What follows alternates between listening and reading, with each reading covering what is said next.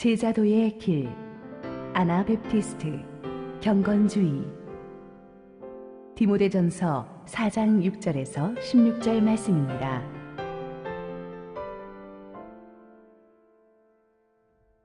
내가 이것으로 형제를 깨우치면 그리스도 예수의 좋은 일꾼이 되어 믿음의 말씀과 내가 따르는 좋은 교훈으로 양육을 받으리라.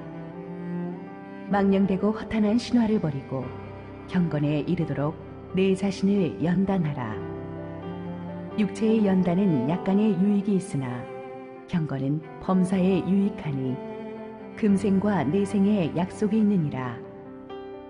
미쁘다 이 말이여 모든 사람들이 받을 만하도다. 이를 위하여 우리가 수고하고 힘쓰는 것은 우리 소망을 살아계신 하나님께 두미니 곧 모든 사람 특히 믿는 자들의 구주시라. 너는 이것들을 명하고 가르치라. 누구든지 내 연소함을 업신여기지 못하게 하고 오직 말과 행실과 사랑과 믿음과 정절에 있어서 믿는 자에게 본이 되어 내가 이를 때까지 읽는 것과 권하는 것과 가르치는 것에 전념하라. 내 속에 있는 은사 곧 장로의 회에서 안수받을 때에 예언을 통하여 받은 것을 가볍게 여기지 말며 이 모든 일에 전심전력하여 너의 성숙함을 모든 사람에게 나타나게 하라. 내가 내 자신과 가르침을 살펴 이 일을 계속하라. 이것을 행함으로 내 자신과 내게 듣는 자를 구원하리라. 기도하시겠습니다. 하나님 은혜를 감사합니다. 오늘도 이곳에 예배하러 모인 모든 성도들에게 하나님의 영광이 임하게 하여 주시고 부족한 종은 하나님의 은혜 뒤에 온전히 가려 주옵소서. 예수님 이름으로 기도했습니다. 아멘. 오늘로써 이제 종교개혁 500주년 기념 주제 설교 우리 강의 설교 시리즈 마지막을 장식하도록 하겠습니다. 마지막 섭섭하시죠? 아나베프티스트 운동에 대해서 우리 이제 좀 다뤄보겠습니다. 아나베프티스트 운동은 스위스 쭈리히에서 즈빙글리의 개혁에 대항해서 시작되었습니다. 이들의 지도자는 콘라드 그레벨과 펠릭스 멘치였는데 처음에는 이 즈빙글리의 개혁을 지지했었습니다. 그런데 자기들 집에서 히브리어와 헬라어 원어 성경을 깊이 읽다가 즈빙글리의 개혁이 충분치 않다는 결론에 도달합니다. 그들은 얼마 뒤에 스위스와 독일의 국경 도시 슐라이트하임에서 열린 최초의 아나베프티스트 노회에서 마이클 세틀러라는 지도자의 손으로 자신들의 핵심 사상을 문서로 정리합니다. 이것이 바로 제세례파의 교과서라고 할 수 있는 슐라이트하임 신앙 고백인데 그 핵심 내용은 다음과 같습니다. 첫 번째로 이 Believers Baptism, 그러니까 구원을 체험한 사람들에게만 세례를 줘야 한다. 자신의 의지로 신앙 고백을 할 수 있는 사람, 예수님의 피로 거듭남을 체험한 사람이 신앙 고백을 하고 나서 세례를 받아야 되기 때문에 유아 세례는 노라는 거죠. 왜냐하면 아이들은 자기 의지로 하는 것이 아니라 부모가 그냥 주는 건데 어떻게 그게 진짜 세례일 수가 있냐. 교회를 순결하게 하려면은 이 세례 문제를 기준을 높여야 된다고 했습니다. 세례받은 자들만이 성만찬에 참여할 수 있고 교인들이 될 수 있었습니다. 그래서 유아 세례를 받았던 사람들도 성인이 되면 다시 이제 세례를 받았죠. 그래서 이 사람들을 가리켜 제세례파, 리베프타이저라고 하는데 아나베프티스트라는 말은 이 제세례파라는 뜻입니다. 리베프타이즈 한다는 뜻이죠. 세례가 구원의 상징이기 때문에 이 세례를 주는 방법은 반드시 예수님의 죽음과 함께 죽었다가 다시 살아나는 걸 상징하는 침례, 완전히 물에 담그는 그런 방식을 택해야만 한다고 했습니다. 침례 방법으로 세례를 줘라. 그리고 교회의 모든 결정은 온 교인들이 함께하는 회중교회의 정치체제를 선호했어요. 장로교회에서는 목회자를 중심으로 해서 성도들이 뽑은 장로들이 이끄는 당회가 교회를 운영하는데 여기서는 성도들이 다 민주적으로 투표하는 회중교회 체제를 가졌습니다. 모든 성도는 서로에게 성직자가 돼야 하며 불신자에게는 선교사가 돼야 한다고 믿었습니다. 이래 주장을 따라서 침례교는 어떤 특정 개인에게 힘이 집중되는 것을 반대했기 때문에 전통적으로 침례교는 장로가 없었습니다. 침례교에서는 안수 집사가 장로교의 장로 역할을 대신하는데, 희한하게 이 전통을 깨고 수백 년의 전통을 깨고 처음으로 장로를 세운 침례교회는 한국의 침례교회들이었죠. 그래서 그거는 근데 굉장히 예외적인 일입니다. 또한 이 제세례파들이 중요하게 주장했던 것은 확실한 정교 분리를 해라. 교회와 국가는 분리되어야 된다. 크리스천은 누구의 강압도 받지 않는 자유인들인데, 이 믿음은 하나님의 선물이고, 그렇기 때문에 공권력이 하나님이 주신 선물을 힘으로 강압하면 그것은 공권력에게 주어진 도를 넘어가는 것이다. 세상 정부는 죄로 인해 생겨났지만 교회는 그리스도의 보혈로 구원받은 성도들을 위해 존재하기 때문에 교회를 순결하게 하려면 세상 정부로부터 떼야 된다는 것이죠. 교회는 영원한 순례자들이고 이방인들이기 때문에 진짜 그리스도의 피로 거듭난 정예화된 멤버들로 교회를 정결하게 해야지 다 같이 갈 수는 없다는 것입니다. 이것은 기독교인들도 사회 속에 들어가서 모든 영역에서 하나님 나라를 확장해야 된다는 이 즈빙글리나 칼빈의 사상, 또 루터의 사상과 정반대로 가는 것이었어요. 특히 아나베프티스트는 성경 말씀 그대로 실천하는 제자도를 가르쳤는데, 말씀을 문자 그대로 적용하라는 거예요. 예를 들어서 예수님께서 하늘로나 땅으로나 맹세하지 말라 그랬기 때문에 국기에 대한 경례, 국가에 대한 충성 맹세 이런 거 하면 안 된다고 했어요. 그리고 비폭력주의를 주장했습니다. 그렇기 때문에 병역의 의무를 져서는 안 된다. 국가를 위해서 무기를 들고 전쟁에 참여해서는 안 된다. 이런 것들을 가르쳤습니다. 정치에 참여하지 말라고 했어요. 자, 여기에 대해서 즈빙글리가 반박했습니다. 즈빙글리는 말하기를 교회의 문턱을 높여서 구원받은 사람들만 세례받게 한다. 즈빙글리는 그것이 가능한 일이냐? 왜냐하면 이 땅의 교회는 어차피 알곡과 가라지로 구성이 되어 있는데, 주님께서도 이 가라지 잡으려다가 알곡 태울 염려가 있기 때문에 마지막 날까지 놔두라고 하셨다. 지상의 교회라면 어차피 그런 것이다. 칼빈도 말했듯이 보이는 교회와 보이지 않는 교회가 섞여 있는 것이다. 그렇기 때문에 우리는 보이는 교회에서 최선을 다할 뿐인데, 처음부터 완전히 구원의 확신이 있는 신자들만 골라내서 세례를 주는 것은 불가하다고 즈빙글리는 주장했습니다.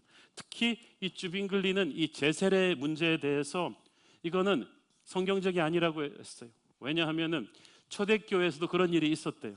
초대교회 당시에 로마의 박해로 인해서 배교자들이 나타났는데, 그 배교자들 중에 성직자들도 있었어요. 배교한 성직자들한테 세례받은 사람들이 나중에 어떻게 우리가 저런 성직자한테 받은 세례가 진짜일 수가 있냐, 우리는 다시 세례받기를 원한다, 제대로 된 성직자에게 다시 세례받기를 원한다, 허락해 달라 그랬어요. 그래서 초대교회에서 이 문제를 가지고 큰 논란이 일어서 교회 공의회가 모였는데 결과가 어떻게 나왔느냐? 다시 세례를 줘서는 안 된다. 왜냐하면 에베소서 4장 5절 말씀처럼 교회도 하나이요 그리스도도 하나이요 세례도 하나이기 때문이다. 그래서 세례는 어떤 이유에서든지 한 번만 베풀 수 있다. 왜냐하면 세례받을 때 은혜의 체험이 약했다거나 세례받은 자의 경건에 문제가 있다고 해서 다시 세례를 받을 수 없다는 거예요. 왜냐하면 세례의 권위는 인간에게 있지 않고 세례를 세우신 하나님의 말씀과 성령의 권위에서부터 비롯되기 때문이에요. 그래서 우리도 유아세례 때 믿음이 없었지만 군대에서 믿음 없이 세례받은 사람이라 해도 그 세례가 무효화될 수는 없다는 것입니다. 그래서 우리도 제세례 베풀지 않습니다. 초대교회에서도 그래서 제세례는 없다고 결론이 났어요. 그래서 즈빙글리가 그 역사의 전례를 들고 나온 거예요. 우리 믿음의 선배들도 그렇게 결론을 내렸다. 애나베프티스트들은 세례는 반드시 구원받은 사람들에게만 줘야 되는 구원의 상징이라고 주장했는데, 즈빙글리는 이것이 위험한 생각이라고 봤습니다. 세례는 구원의 필수적인 상징이나 증거가 아니고 하나님과 우리가 계약의 백성이라는 관계가 있다는 계약의 표시라고 했어요. 그래서 구약 시대에는 이스라엘이 계약의 표시로 할례를 받았듯이 신약 시대에는 우리가 세례를 받는 거라는 거예요. 그런데 구약시대 할례받은 이스라엘 백성들이 다 구원받은 것이 아니듯이 세례받았다고 해서 반드시 다 구원받은 것은 아니라는 거예요. 사도행전 19장에 에베소 사람들은 요한의 물세례는 받았지만 성령으로 거듭난 성령의 세례는 받지 못했다고 되어 있어요. 또 사람들이 물세례를 받지 않았다고 해서 구원받지 않았다고 말할 수도 없는 것이 예수님 옆에서 회개한 강도는 천국 갔지만 물세례를 못 받고 갔다는 거예요. 그래서 즈빙글리는 물세례를 갖다가 성령 세례의 필수적인 함수관계에 나서는 안 된다고 했습니다. 물세례는 성격상 은혜 계약의 상징에 불과하고 구원의 역사는 하나님의 은혜에 의해서 좌우된다고 했습니다. 그래서 세례가 구원의 증거가 아니라 계약의 표시이기 때문에 세례를 받는 방법도 반드시 침례가 아니어도 되고 물을 뿌리거나 붓는 것도 합당하다고 주장했습니다. 즈빙글리는 이런 계약신앙의 관점에서 유아 세례를 반드시 줘야 한다고 했어요.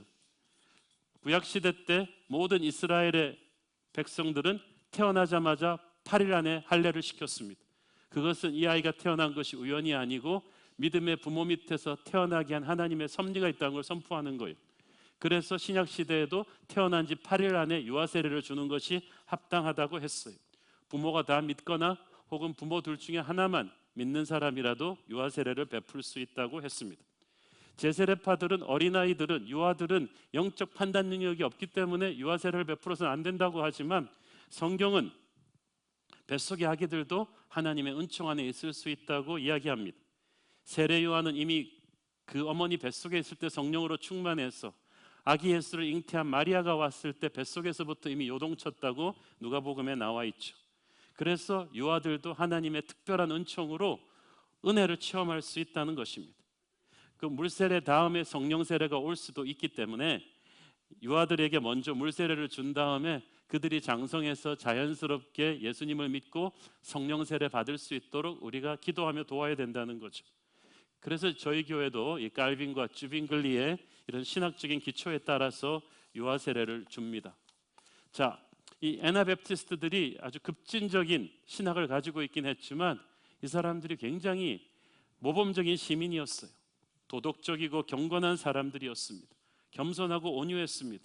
그래서 즈빙글리도 처음에는 이 사람들을 좀 잘 설득해 보려고 했어요. 설득이 잘 안 됐어요.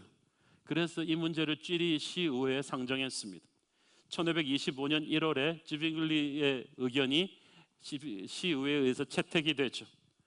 그레펠과 멘츠에게는 즉시 그들의 모임을 중단하고 아이들에게 유아 세례를 주든지 아니면 도시를 떠나라고 했습니다. 그런데 그들은 고집을 굽히지 않았습니다. 오히려 그 한 달도 안 돼서 자기들끼리 모여서 서로 재세례를 줘버렸어. 우리가 유아 세례 때는 믿음이 없었기 때문에 그건 진짜가 아니다. 그래서 진짜 믿음 고백을 하고 재세례를 줬습니다. 이것이 최초의 아나베프티스트 운동의 시작이죠. 급진적 종교개혁. 쥐리시 의회가 이걸 그대로 봐줄 수가 없었어요. 한 번 다 체포해서 경고를 줬습니다. 그리고 석방했지만 그들은 경고를 무시하고 계속 추종자들을 만들어 갔어요. 마침내 쥐리 당국이 화가 났어요.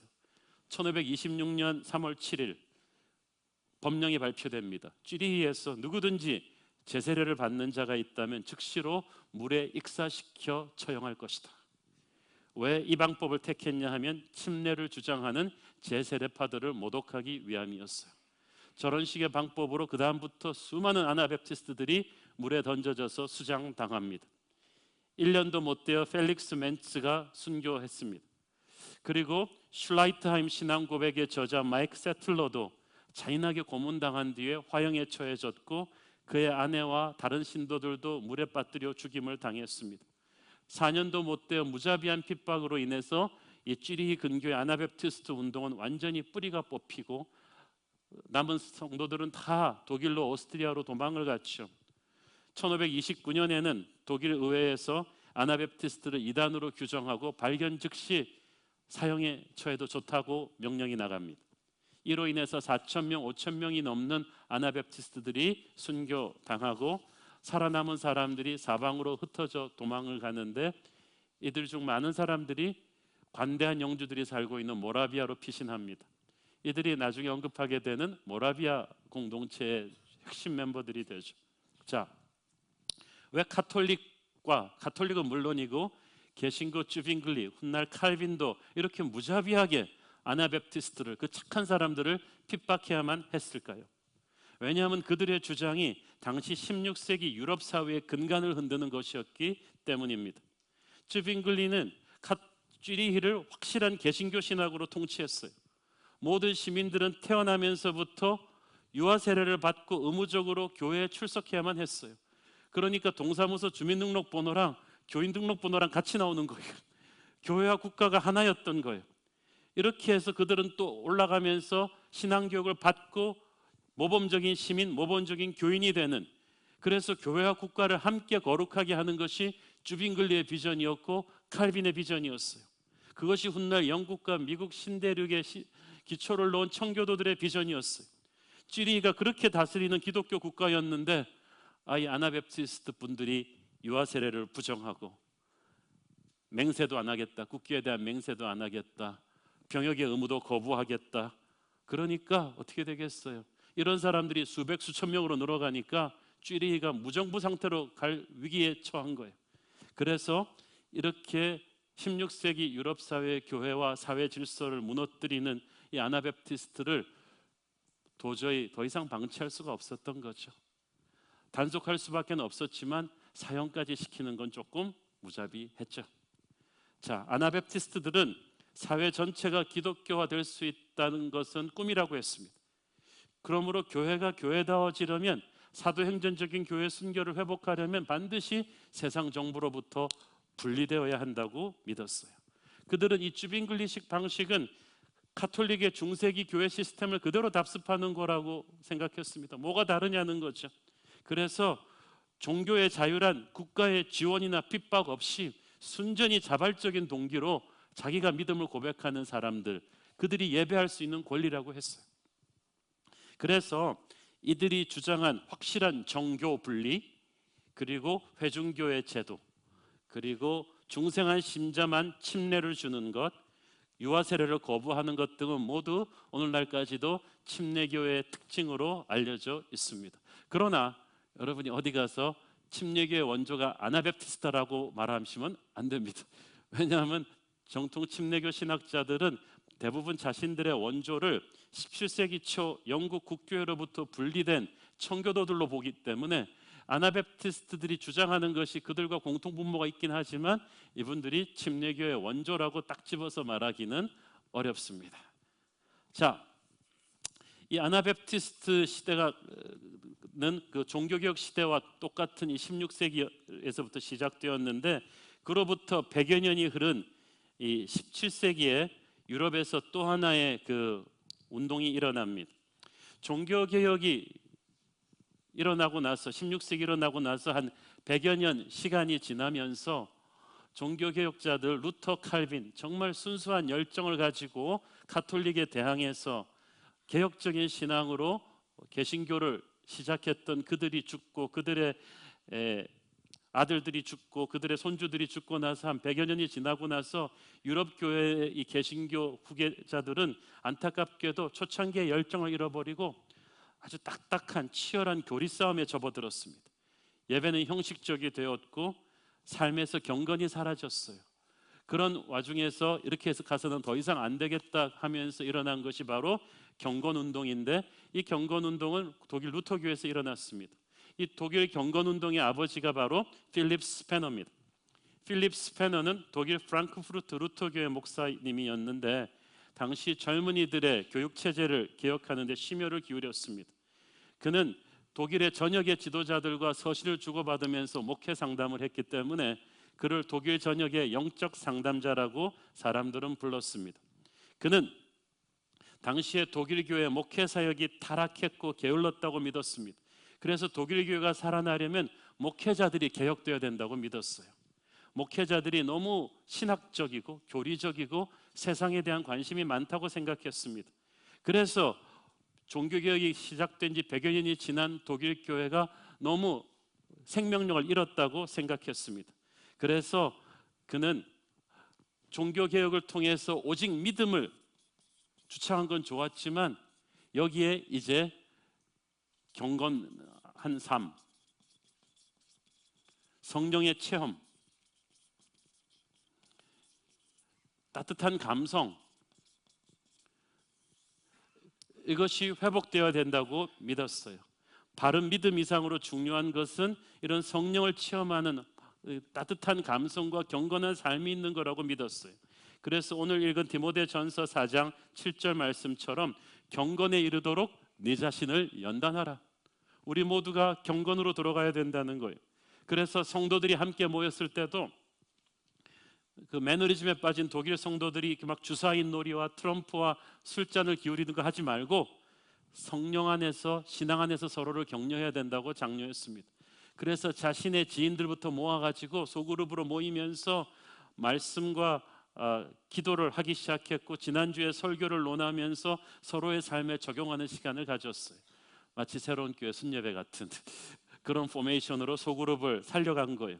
이 기도와 말씀으로 시작된 이 뜨거운 소그룹 운동이 경건 운동의 트레이드마크가 되면서 모라비안 소그룹 운동에 불을 붙이고, 이것이 나중에 존 웨슬리의 소그룹 운동에 또 불을 붙이게 되죠. 1675년에 스페너는 유명한 비아 데시데리아라는 이 짧은 글을 쓰는데, 이 짧은 글이 바로 경건주의의 교과서가 됩니다. 독일 교회가 왜 이렇게 쇠락했는가 문제점을 제시하면서 해결점을 6개를 제시합니다. 첫째, 우리 안에서 세밀한 하나님의 말씀 적용이 있어야만 된다. 교회 개혁을 다들 하겠다고 하는데 말씀으로 개혁해야 된다. 우리가 back to the Bible, 성경 말씀으로 돌아가야 한다.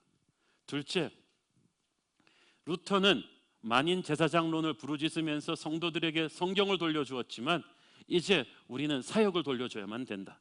모든 성도들이 적극적으로 경건한 삶으로서 사역으로 동참할 것을 주장했습니다. 셋째, 진짜 신앙은 삶으로 드러나야 된다. 신앙은 단순한 교리적인 이성적인 것이 아니다. 경건한 삶으로 열매를 보여줘야 된다고 했습니다. 넷째, 독일 교회가 너무 종교적인 논쟁을, 교리 싸움을 많이 한다. 모두가 절제하자. 서로를 너그럽게 대하자. 잘못된 신학, 다른 신학을 가진 이들을 사랑하자.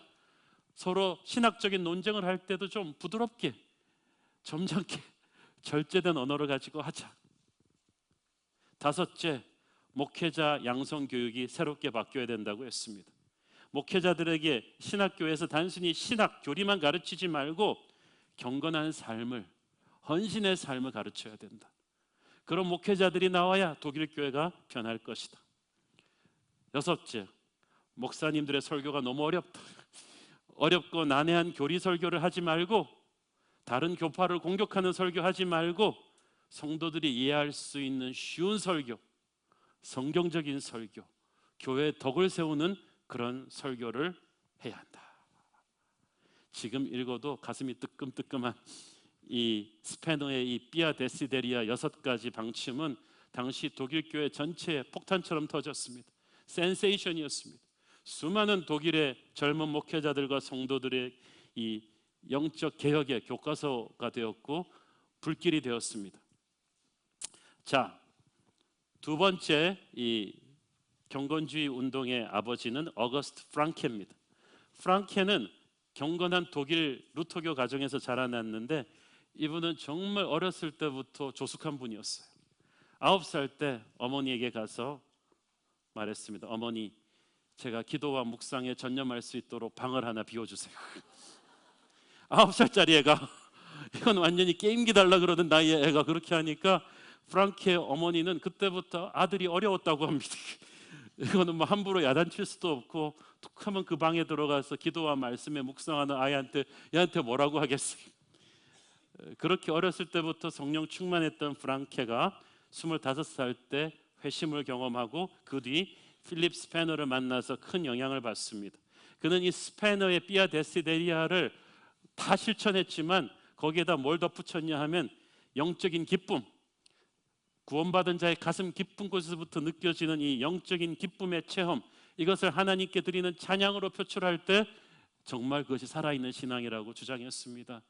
그의 이 경건주의에 대한 헌신 때문에 가르치던 대학에서 쫓겨나서 할레 대학교에 다시 교수로 오는데, 이 할레 대학교가 그로 인해서 독일 경건주의 운동의 본부가 됩니다. 그는 스페너처럼 신학 교육 개혁에 누구보다도 신경을 많이 썼습니다. 신학생들이 철학과 이 교리가 아닌 성경을 좀 더 연구해야 된다고 강조했어요. 요즘 제 신학생들에게 강조하고 싶은 게 그거거든요. 경건 운동을 더 해야 된다고 했어요. 그래서 목회자들이 신학과 삶의 일치가 이루어져야 그들이 독일 교회의 생명력을 불러넣을 거라고 했습니다. 프랑케는 특별히 목회자들이 성경을 사랑하게끔 장려했어요. 그래서 이 할레 경건주의는 8만 권의 신구약 성경과 10만 권의 신약 성경을 찍어서 보급했고, 모든 목회자들과 성도들이 Back to the Bible, 말씀 연구와 묵상으로 최우선 순위를 두도록 했습니다. 이렇게 교육받은 수백 명의 목회자와 평신도 리더들이 할레에서부터 독일 전역으로 흩어져서 경건주의 영적 갱신을 가져옵니다. 조금 이따 다루게 되는 모라비안 공동체 진젠도프도 바로 이 프랑케 문화에서, 이 할레 대학에서 6년 넘게 교육을 받았죠. 이 프랑케 이 할레 경건 운동은 사회 개혁을 수반한 영적 각성이었습니다. 그는 가난한 이들을 위한 특별 사회 정책을 개발했고, 빈민자 학교와 고아원도 많이 세웠습니다. 아이들을, 자기가 9살 때부터 성령 충만했었기 때문에 특별히 주일학교 아이들을 경건주의 사상으로 교육시키는 프로그램도 개발했어요. 무엇보다도 프랑케 할레 대학교는 최초의 개신교 선교 운동의 요람이 됩니다. 자, 이 경건주의의 마지막 정점을 찍는 인물이 바로 진젠도르프 백작과 모라비안 교도들입니다. 진젠데프는 경건한 집안에서 자라나서 독일 드레스덴 왕국에서 일했습니다. 거기서 카톨릭 핍박을 피해온 후스파 보헤미안 난민들을 만났고, 아까 말씀드린 청교도들의 핍박을 피해온 아나베프티스트 난민들을 만나게 됩니다. 이들을 향해서 마음이 열렸어요. 그래서 자신의 영지인 독일의 헤른호트에 이들을 위한 공동체를 오픈을 해줍니다. 그리고 이들을 위해 평생을 헌신합니다. 이것이 바로 후세의 모라비안 공동체로 알려집니다. 이 모라비안 공동체는 결혼도 하게 하고 자유롭게 이렇게 분위기를 만들지만, 정말 세상과 구별된 믿음의 형제들의 공동체, 새로운 형태의 수도원주의가 시작된 거예요. 1727년 여름에 진젠도프와 우리 형제자매들이 무릎 꿇고 오랜 시간을 기도하는 중에 8월 초 어느 날 성만찬을 중심으로 해서 엄청난 성령의 불이 임합니다. 그래서 8월 한 달 내내 헤르노트 공동체는 마치 하나님의 성막 같은 성령의 임재가 가득했었다고 전합니다. 공동체 안에 성령의 역사와 회개와 기도의 영적 운동이 시작되었습니다. 그때부터 진젠도프를 비롯한 24명의 남자들과 24명의 여자들이 매시간 교대로 중보기도를 하루 종일 매월 돌리는데, 자신들의 평생 호흡이 있는 날까지 기도의 불길을 꺼뜨리지 않기로 헌신합니다. 실제로 그 기도 합주에는 100년이 넘게 갑니다. 이것은 레위기 6장 13절 말씀에 나오는 그 제단의 기도의 불을 꺼뜨리지 않아야 한다는, 거기서부터 비롯된 거예요. 이것은 훗날 세계적인 여러 기도 운동들의 영적 기반이 되죠. 이 모라비안 성도들은 어떤 상황 속에서도 끊임없이 기도하고 찬양하며 예배하는 것으로 유명합니다. 지난주에 우리 웨슬리 이야기할 때 다뤘죠. 대서양을 건너는 배 안에서 다른 사람들은 폭풍우 속에 덜덜 떠는데, 이 모라비안 여자 성도들과 아이들만 편하게 기도하고 찬양했다고. 이들은 수백 곡이 넘는 찬송곡을 부르면서 예배를 했는데, 모든 찬송곡 중에서 거의 대부분이 오 하나님으로 시작합니다. 하나님에 대한 표현이 너무 큰데 할 수가 없어서 그냥 하나님의 감탄사로 시작하는 거예요. 예배란 하나님을 하나님으로 경험한 것만큼 선포하는 것이다. 이것이 모라비안 월십의 모티프였습니다. 진젠도프 자신이 굉장히 열정적이고 감정적인 예배자였어요. 그는 진짜 기독교의 핵심은 예수님의 보혈을 믿는 단순한 믿음, 어린아이와 같은 믿음이라고 믿었어요.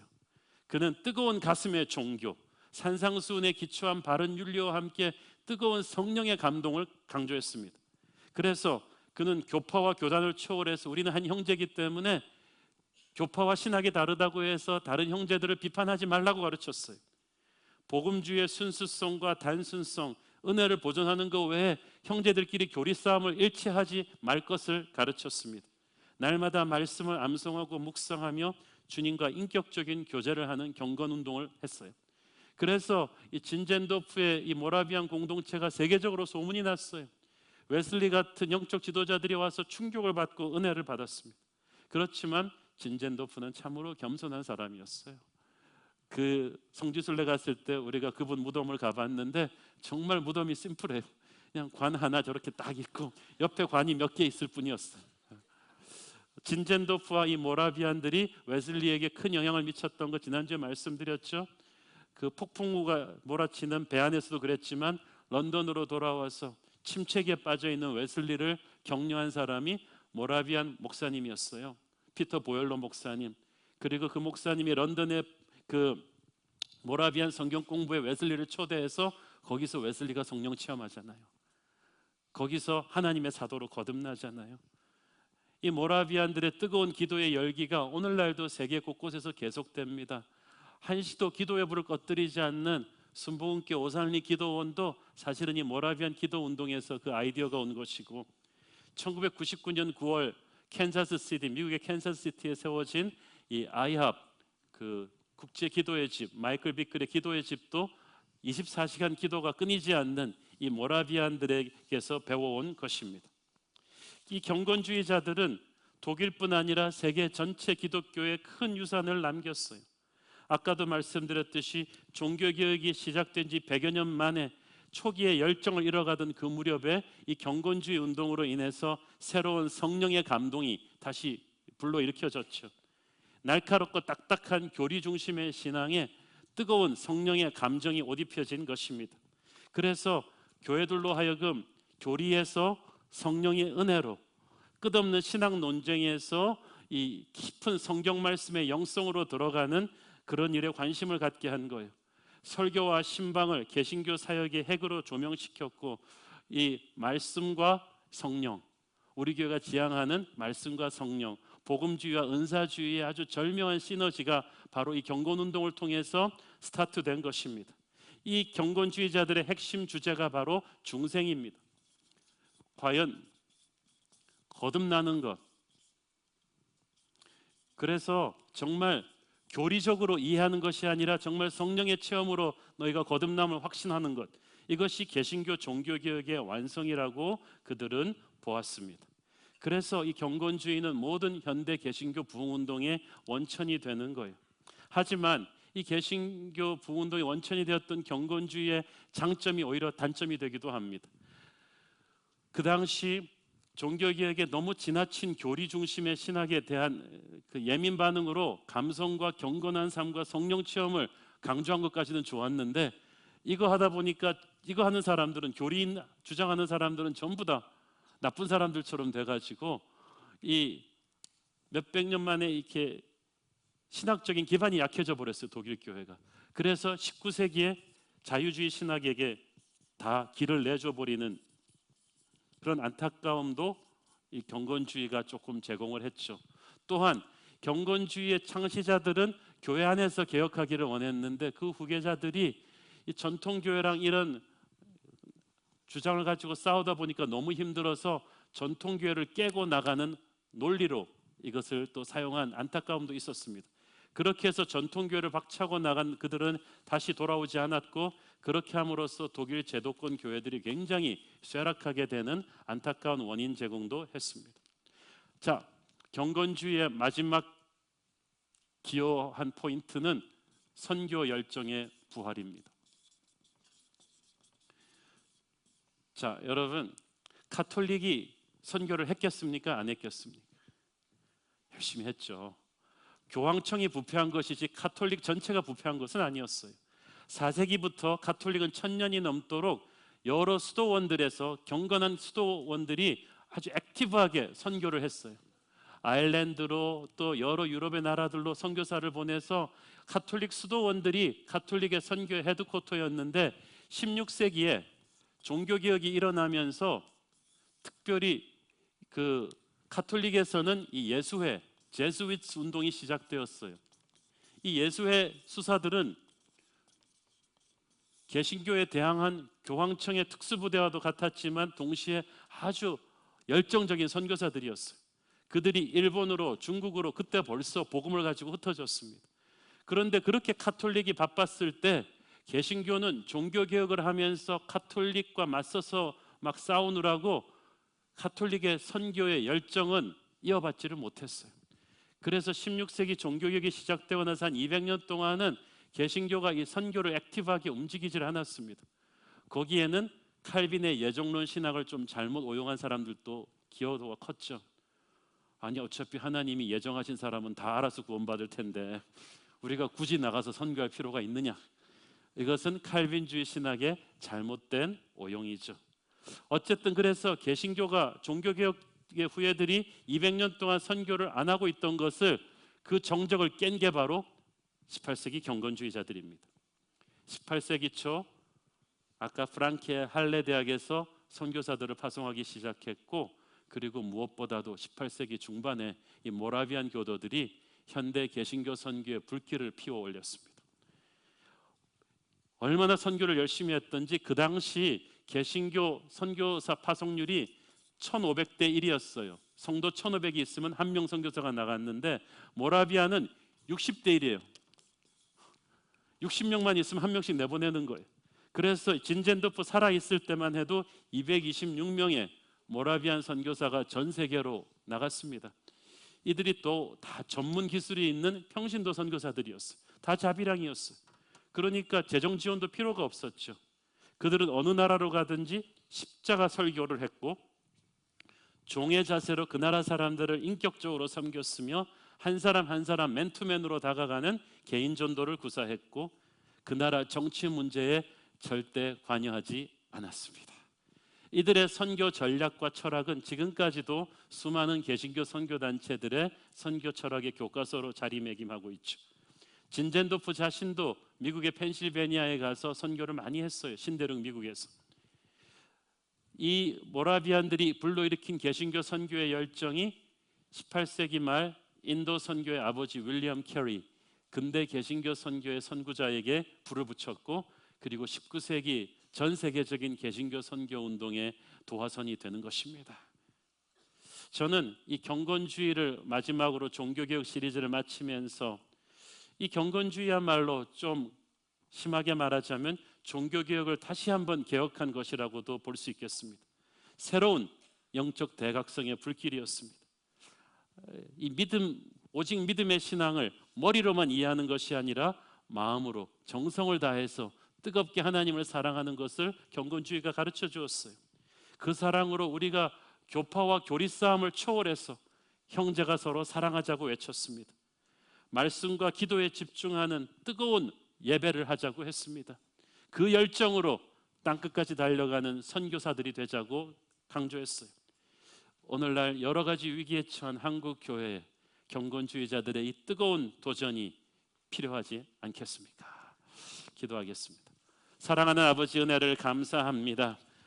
어둡고 힘들던 시대에 경직된 기독교 신앙의 성령의 불을 불러일으켰던 경건주의자, 우리 믿음의 선배들의 열정이 우리 안에도 다시 살아나게 하여 주옵소서. 그들에게 임하였던 성령님, 우리에게도 오시옵소서. 예수님 이름으로 기도했습니다. 아멘.